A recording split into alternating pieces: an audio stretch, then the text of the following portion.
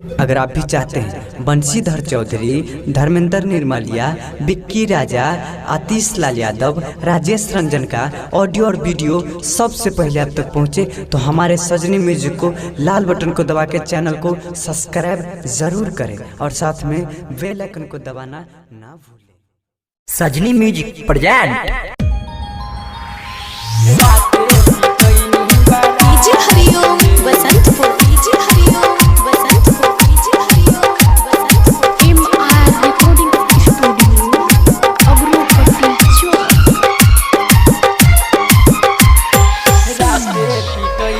बारात में तोहरे चक्कर मेरे नेहवा राते पिटैनी बारात में खनबो न खैनी साथ में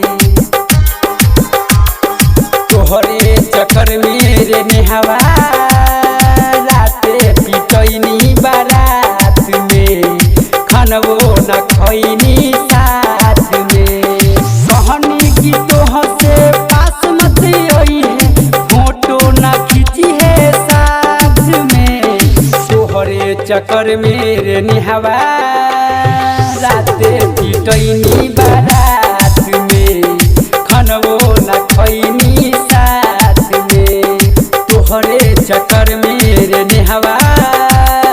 राते पिटैनी बारात में खनबो न खैनी साथ में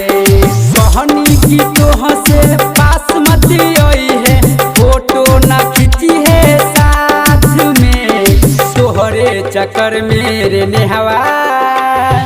रात पिटैनी बारात में खनबो न खैनी साथ में।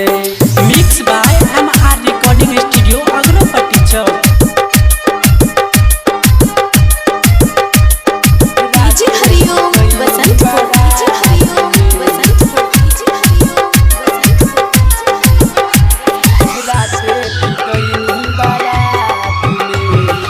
आइल रहे देखे काहे हमसे बतैले तोहरे फेरा में रहनी खनबो न खैले तोहरे फेरा में रहनी खनबो न खैले आइल रहे देखे काहे हमसे बतैले तोहरे फेरा में रहनी खनबो न खैले तू चली गईले खनबो न खैले हम तो धरैनी रात में तोहरे चक्कर मेरे नेहवा रात पिटैनी बारात में खनबो न खैनी साथ में तोहरे चक्कर मेरे नेहवा रात पिटैनी बारात में खनबो न खैनी साथ में। MR recording studio Abarupatti. DJ Hariom Basantpur, DJ Hariom Basantpur, DJ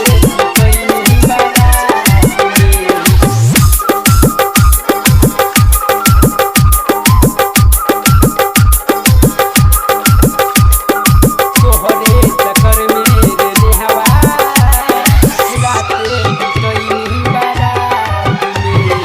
आशा रहे तोहरा से पहले हम शादी प्यार के चक्कर में नेहवा कहिलू बर्बादी प्यार के चक्कर में नेहवा कहिलू बर्बादी आशा रहे तोहरा से पहले हम शादी प्यार के चक्कर में नेहवा कहिलू बर्बादी संजीत साजन गावे प्यार के गीतिया प्यार कोइल गोइल देले नास रे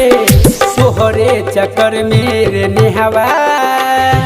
रात पिटैनी बारात में खनबो न खैनी साथ में तोहरे चक्कर मेरे नेहवा